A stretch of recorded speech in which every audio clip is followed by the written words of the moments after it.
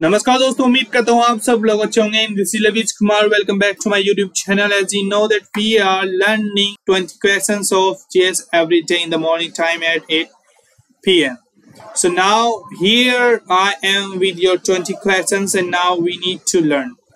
जैसे कि आप देख सकते हैं कि आर्य शब्द इंगित करता है, यानी कि जो आर्य शब्द है वो किसकी तरफ को इशारा करता है? निर्जाति समूह को या वरिष्ठ जन को, भाषा समूह को या श्रेष्ठ वंश को। तो बताओ दोस्तों, जो हमारा आर्य शब्द किसको इंगित करता है? ऑप्शन नंबर डी, श्रेष्ठ वंश को इज द राइट आंसर। देखते हैं अपने नेक्स्ट प्रश्न की ओर को कि गोत्र व्यवस्था प्रचलन में कब आई? जैसे कि आप देख सकते हैं हमारे पास में ऑप्शंस हैं ऋग्वेदिक काल, उत्तर वैदिक काल, महाकाव्य काल में या फिर सूत्र काल में। तो बताओ दोस्तों इसका कौन सा ऑप्शन होगा? ऑप्शन नंबर बी बिल्कुल सही जवाब। कौन से में? उत्तर वैदिक काल में। अब देखते हैं अपना तीसरा प्रश्न कि वैदिक युग में यव कहा जाता था। किसको कहा जाता था यव? ऑप्शंस यहाँ पे आपको दिए गए हैं, गेहूं, जौ, चावल या इनमें से कोई नहीं। बताओ दोस्तों किसको कहा जाता था? ऑप्शन नंबर बी, जौ को। आर्य भारत में संवत आए। जो आर्य थे वो भारत में कहां से आए थे? यूरोप से, मध्य एशिया से या फिर अन्य क्षेत्रों से। तो दोस्तों कौन सा ऑप्शन सही होगा इसमें? Option number B. कहां से आए थे वो? मध्य एशिया से। देखते हैं प्रश्न नंबर 4 को कि अर्धव का अर्थ है पवित्र जादू, ऑप्शन नंबर बी यज्ञ, स्तुति या दर्शन। तो बताओ दोस्तों इसमें इसका कौन सा ऑप्शन है? ऑप्शन नंबर ए, पवित्र जादू। क्वेश्चन नंबर 6 आप देख सकते हैं कि संस्कारों की कुल संख्या कितनी है? 14 है या 15, 16 या फिर 18? तो बताओ दोस्तों ऑप्शन कौन सा उसको सही होगा? Option number C, 16। संस्कारों की कुल संख्या कितनी है? 16। अब इसी तरीके से आप देख सकते हैं क्वेश्चन नंबर 7 को। क्वेश्चन नंबर 7, ऋग्वेद में सबसे पवित्र नदी किसे माना गया है? किसमें माना गया है? ऋग्वेद में क्या पवित्र नदी? तो ऋग्वेद में सबसे पवित्र नदी किसे माना गया है? देखो दोस्तों, जीएस के जितने भी क्वेश्चन ही आपको वहां पे एग्जाम में मिलेंगे, यूपी ट्रिपल पैट में हो या फिर यूपी पुलिस में हो, किसी का भी एग्जाम जिसमें आपको जीएस मिलेगा, तो सबसे पहले आप उसके क्वेश्चन को, प्रश्न को एक बार बहुत ध्यान से पढ़ लेना। यदि आपने जल्दबाजी में थोड़ा सा भी क्वेश्चन समझने में आपको मिस्टेक होगी, गलती होगी, तो आप फिर जानते हैं क्या होगा। तो दोस्तों इसलिए कह रहा हूं मैं आपसे कि आराम से एक बार पहले क्वेश्चन को अच्छी तरीके से समझ लेना, इस क्वेश्चन में क्या पूछ रहा है। तो ऋग्वेद में सबसे पवित्र नदी किसे माना गया है? तो बताओ दोस्तों किसे माना गया है सबसे पवित्र नदी? जल्दी बताओ। किसको? सरस्वती को। Option number B is the right answer. अब देखते हैं क्वेश्चन नंबर 8 को कि निम्न में से, जो हमारे नीचे दिए गए हैं, इनमें से कौन सा स्मृति प्राचीनतम है? मनुस्मृति है, याज्ञवल्क्य स्मृति है, ये नारद स्मृति है या पराशर स्मृति है? तो कौन सा है? Option number A is the right answer. Manusmriti ये हमारा क्या है? प्राचीनतम है। क्वेश्चन नंबर 9 कि ऋग्वेद युग की प्राचीनतम संस्था कौन सी थी? मैं एक बार फिर से इस क्वेश्चन को पढ़ना चाहूंगा दोस्तों कि ऋग्वेदिक युग की प्राचीनतम संस्था कौन सी थी? सभा, समिति, विदित या परिषद? तो कौन सी थी दोस्तों? विदित को। ये option number C is the right answer. Let's have a glance of question number 10। अब एक जरा क्वेश्चन नंबर 10 की भी झलक तो देख लेते हैं। क्वेश्चन नंबर 10 क्या कह रहा है हमारा कि उत्तर वैदिक काल में किस देवता को सर्वोच्च स्थान प्राप्त था? कौन से काल में? उत्तर वैदिक काल में। किस देवता को सर्वोच्च स्थान प्राप्त था? बताओ दोस्तों। प्रजापति थे या फिर इंद्र, विष्णु या फिर Rudra?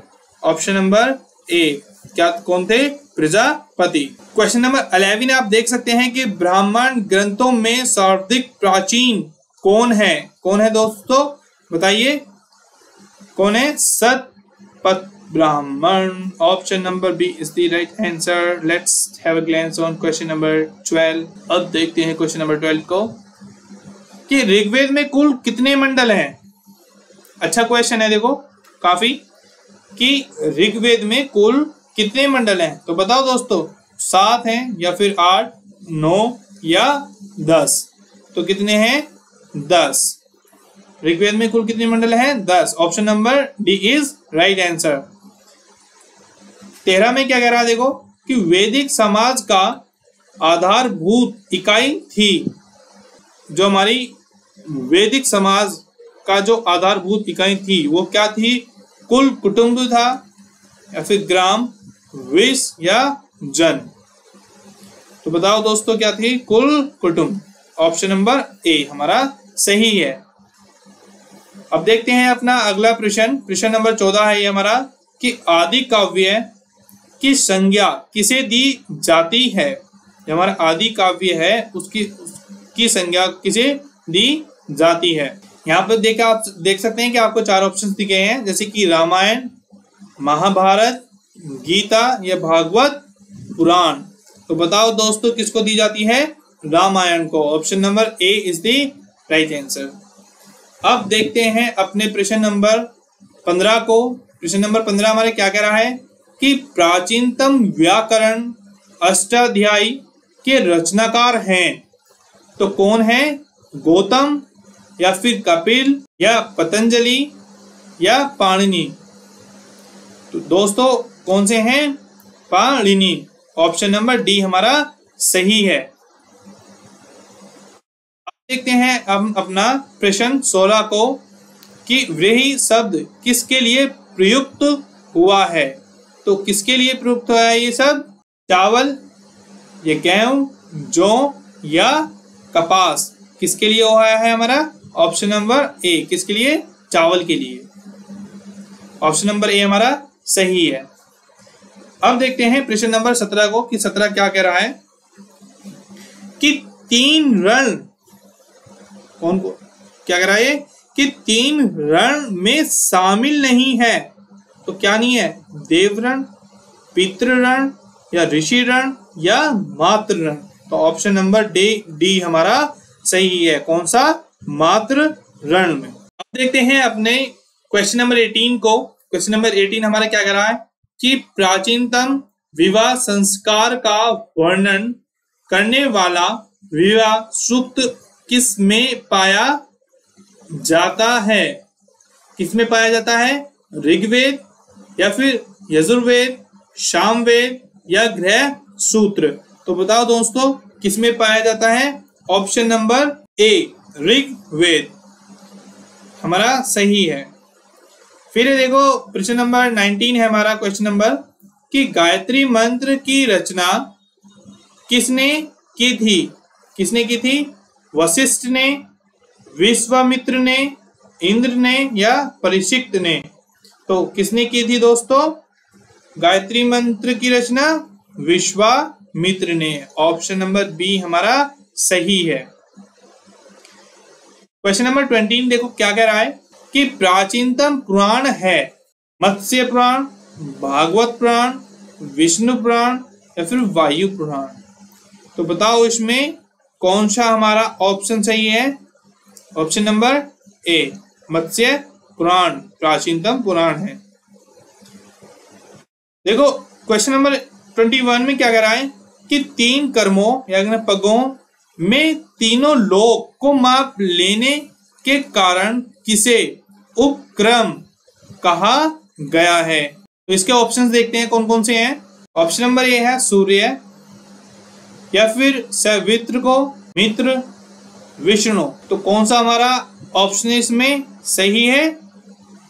Option number D Vishnu. अब आर्यों के आर्कटिक होम सिद्धांत का पक्ष किसने लिया था? जो आर्यों के आर्किटिक होम सिद्धांत हैं उसका पक्ष किसने लिया था? पॉजिटिव ने, AC दास ने, BG तिलक ने या जैकोबी ने? किसने लिया था? ऑप्शन नंबर C, BJ तिलक ने। अब देखते हैं हम अपना क्वेश्चन नंबर 23 को। देखो दोस्तों, क्वेश्चन नंबर 23 में क्या कह रहा है कि ऋग्वेद में अगण्य व योग्य नहीं शब्द का प्रयोग किसके लिए किया गया था? ब्राह्मण के लिए, गाय के लिए, स्त्री के लिए, पुरोहित के लिए? तो किसके लिए कहा गया था? गाय के लिए। ऑप्शन नंबर बी हमारा सही है। अब देखते हैं अपना अगला प्रश्न जो हमारा क्वेश्चन नंबर 24 है कि मनुस्मृति मुख्यतः संबंधित है, किससे संबंधित है? समाज व्यवस्था से या फिर कानून से, राज्य कार्य पद्धति से या अर्थशास्त्र से? तो किससे है मनुस्मृति मुख्यतः संबंधित? ऑप्शन नंबर ए, समाज व्यवस्था से।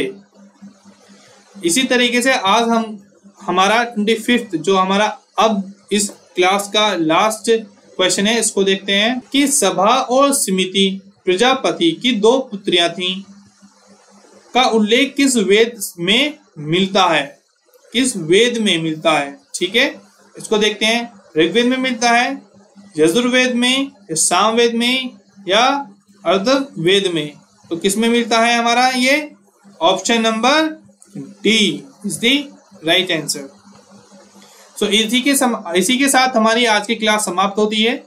उम्मीद करता हूँ ये आपको क्लास अच्छी लगी होंगी। And those are new to my YouTube channel, जो मेरे इस चैनल के लिए, हमारे इस चैनल के लिए नए हैं, वो चैनल को लाइक, शेयर, सब्सक्राइब और कमेंट करना ना भूलें। अपना फीडबैक जरूर दें। और साथ ही साथ देखो दोस्तों, अगर आपको हमारी GS की क्लासेस, इंग्लिश की क्लासेस, मैथ्स की क्लासेस और जल्दी हमारी रीजनिंग की क्लासेस आने वाली हैं, तो इनका भी आप लुत्फ उठा सकते हैं। And you are having to pay, कुछ नहीं देना पड़ता भाइयों, तो एंजॉय कीजिएगा। ठीक है, मिलते हैं अपने कल सुबह फिर से 8 बजे मिलेंगे हम अपने अगले 20 क्वेश्चंस के साथ में। तब तक के लिए bye bye, have a good time, have a good time and keep supporting. दोस्तों सपोर्ट करते रहेगा। धन्यवाद।